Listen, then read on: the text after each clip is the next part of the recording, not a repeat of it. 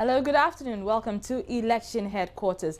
This program is coming to you live from the Multi-TV studios and is also live on radio on Joy 99.7 FM. Now, we're now just some 16 days to the elections, and already some flashpoints have begun to simmer. Police have identified hundreds of these flashpoints across the country, and there are as many as 62 in the Ashaiman constituency alone. It's thought to be one of the most volatile. Today, there's heavy police presence in the Awutu constituency in the central region, following clashes between supporters of the NDC and the NPP. Today, we are examining how to keep the flashpoints from exploding as we approach the December 7 elections. This is your election headquarters. We'll bring you details shortly. Don't go away.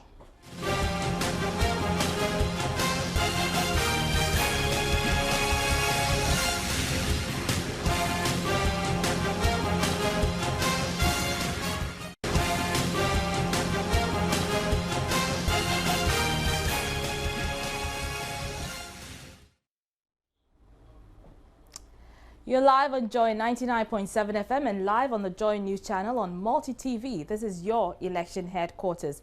This afternoon, we are also live on Love FM in Kumasi, and the program is brought to you by Infobox Mobile Services. Text ELECTION or JOY to 1922 for more. Each SMS costs 10 pesos. Be the first to know it all, the issues, the promises, policies, results, and more from the Joy Election Headquarters. My name is Araba Kumson. It's probably the first case of a flashpoint escalation as we count down to the elections on December 7, which, by the way, is now just 16 days away. More than 10 people from both the NPP and the NDC suffered various degrees of injuries and were rushed to the government hospital in Winneba following politically motivated clashes there yesterday. This afternoon, there's still a heavy police presence deployment in the Awutu constituency to prevent further clashes as the regional command attempts an urgent resolution of the conflict. My colleague Richard Kojunyako is in the community and he joins us live on the line. Thank you very much for your time, Richard. Tell me, first of all, what triggered these clashes? Well, Araba, there have been accusations and counter-accusations on radio and during dawn broadcast in the Awutu constituency between these two political parties. According to them, one is lying about the other, saying that, oh, we did this during our time, we did that during our time. And the other one is also countering and saying that, no, this isn't the situation. You did not do this, you did not do that. So don't go on radio and during dawn broadcast to peddle some of these half-truths and lies about us.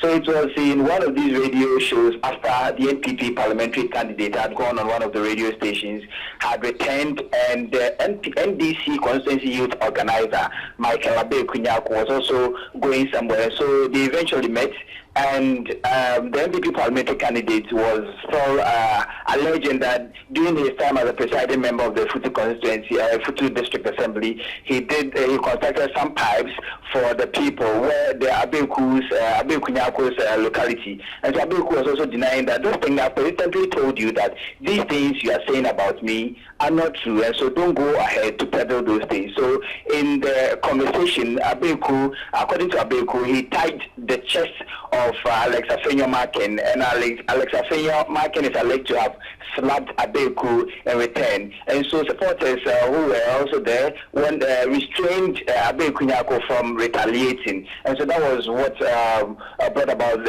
some of these things. But in 15 minutes later, Abeku wanted to seek to get his pound of flesh, and so they also gathered somewhere, and so he went to slap the NPP parliamentary candidate back, and the supporters were engrossed in some kind of physical, and so both of them fell down, and Abeku is alleged to have gotten some swelling. Their eyes were swollen, so they all went to the police station, or the police intervened, and so they gave these two people medical forms to go to the hospital, and so all of them have been treated and discharged.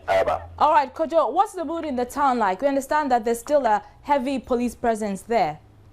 Yeah, yesterday the police were deployed to the area in their numbers, and a reinforcement team and some patrol teams were also sent there. And if you move about 10 meters, you see a policeman there, heavily armed, And so these people are still there. They want to foil any attempt by any of the political parties to seek vengeance or the other. And so that is what is right now happening. But the regional police commander, in his attempt to solve the problem, has invited these two parties towards from the NPP and the NDC. And so they are currently locked up in a meeting at the regional headquarters in Cape Coast. The police, according to the regional police commander, he wants to speak with them to fashion out ways of bringing peace and amicable solution to this thing that has cropped up in the constituency. All right, thank you very much. Richard Kojunyako is a man on the ground in the Awutu constituency where clashes have broken out between supporters of the NDC and the NPP. I'm now joined on the line by the Awutu NPP constituency chairman, Kojo Halm, who has been in a meeting with the regional police commander as they attempt to smoke the peace pipe. Thank you very much for your time, sir. We are told that there was an all-out fight between your candidate and the NPP youth organizer in the constituency. Are you getting any closer to resolving this conflict, even as you meet with the police on the matter?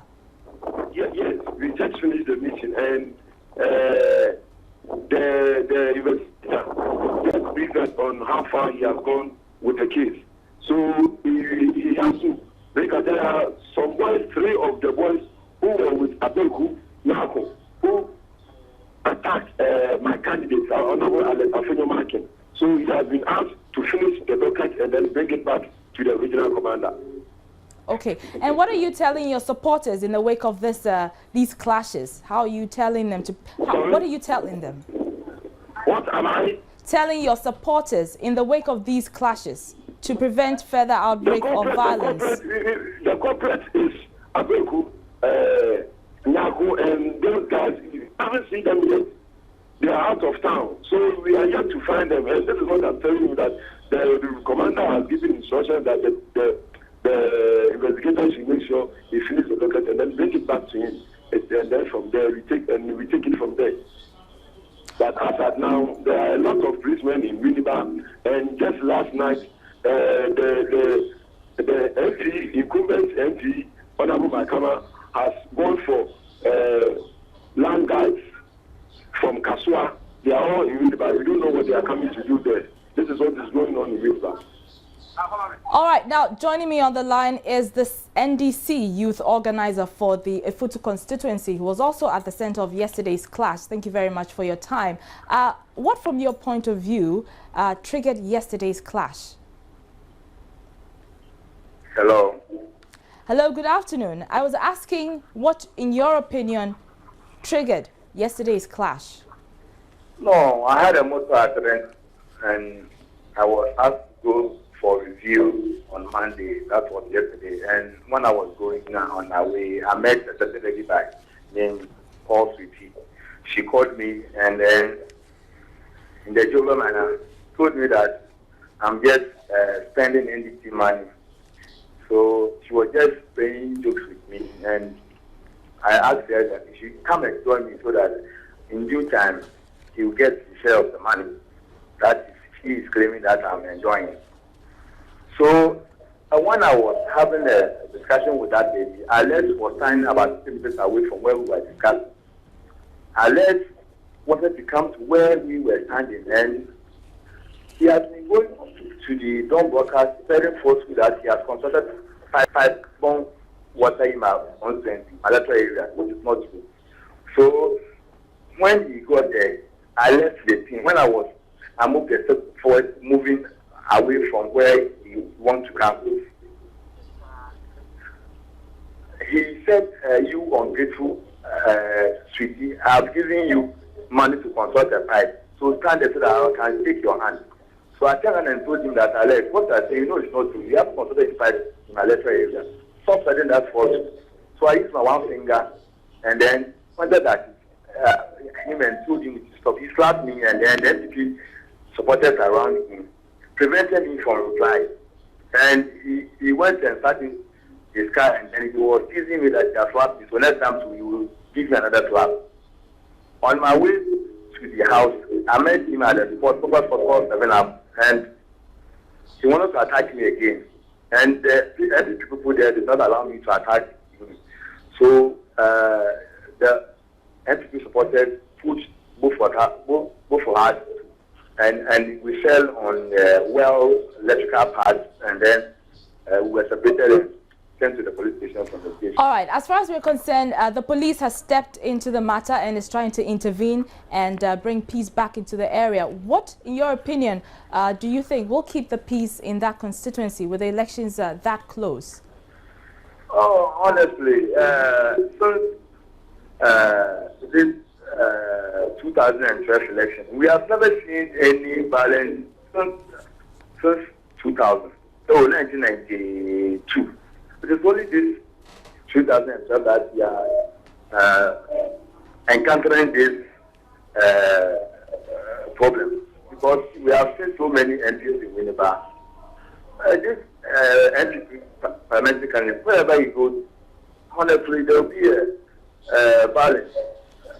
So what? Or public gathering, or so. What my question is, what recommendations are you going to be making to ensure that there is no further outbreak of violence? Yeah, the police should put their feet down and see that there is absolute peace during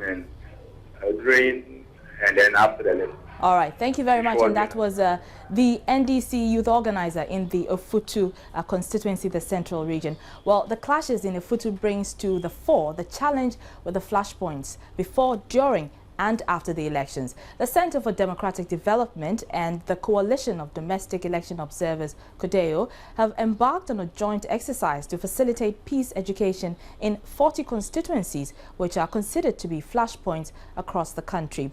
The joint effort has identified 84 election risk factors and triggers. So, I beg your pardon, so how can we stop these flashpoints from blowing up in the run-up to the elections? Paul Abrampa is a programs officer with the CDD. He joins me on the line. Thank you very much for your time, sir. First, what are some of these election risk indicators we should be paying attention to? Well, thank you very much, my sister, and good afternoon to our listeners. We base our indicators especially on what we witnessed. You know, we did similar projects in 2008. Yeah, so these are indicators and some of the triggers that come up conflicts during elections. So we look at issues based on the underground tones like chieftaincy conflicts, communal violence, tribal issues.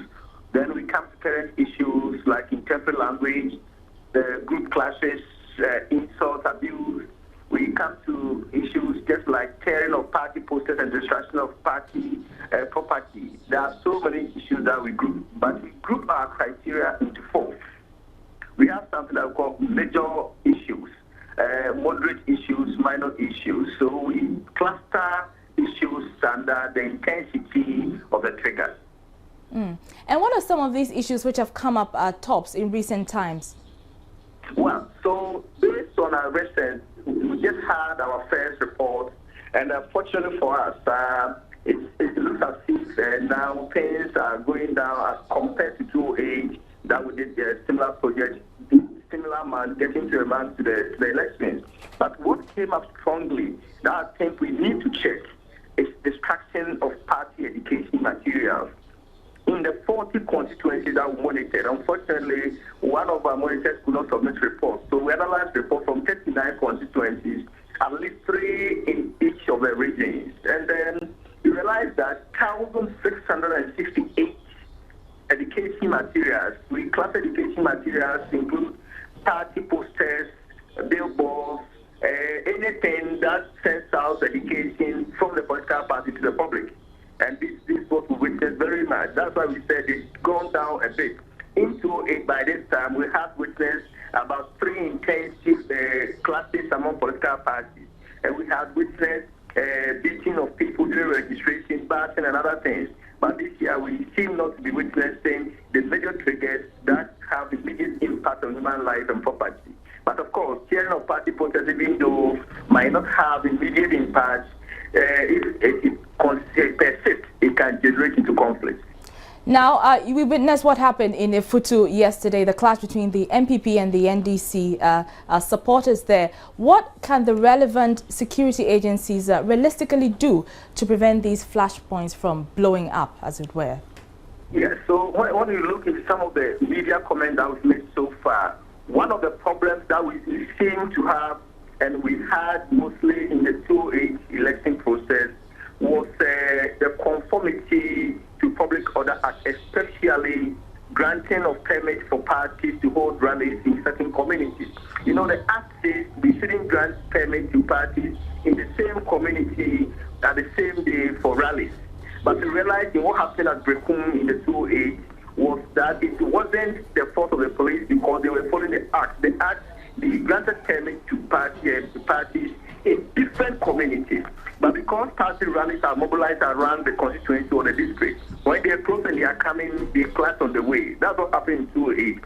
So we forewarned that such things should be stopped. And also, one of the critical points we witnessed was group attacks on leadership of political parties, being MP, being executive officers, being people who are known. So when you witness such things, you quickly realize that it is planned attack on personalities. So we warn against such things. So I think what we can do, I would say, in the electoral process, there are mandates for specific institutions. The Electoral Commission is supposed to educate and organize. The NCC to educate and organize. Yourself as media house and myself are supposed to sensitize and educate. But it will also on the security agencies to do aspects that borders on criminality. Take serious interest in that. And let's see actions against certain things. That's the only way that we can forestall and have peace during the process. Many thanks to you. And that was Paul Abrampa. He's a program officer with the Center for Democratic Development, CDD Ghana. And that's how we wrap up Election Headquarters for today. The program came to you live from the Multi TV studios. It was live on the Joy News channel on Multi TV, also live on radio on Joy 99.7 FM on Love FM, I beg your pardon, in Kumasi, as well as on the net at myjoyonline.com. The program was brought to you by Infobox Mobile Services. Text election to 1922 as well as Star Ghana. I'm Marba Kumson. Join me tomorrow, same time.